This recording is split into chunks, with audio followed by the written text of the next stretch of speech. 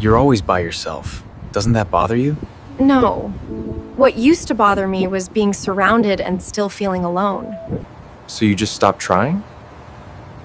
I stopped forcing connections that never felt real. But people need people. Right people, yes. Random ones? Not really. Sounds like you've pushed everyone away. No.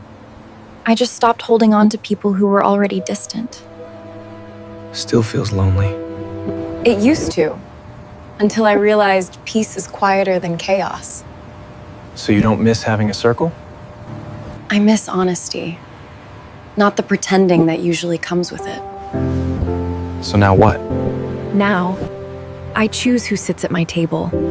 And most days, I'm okay if it's just me. Because I'd rather be alone in peace than surrounded in performance.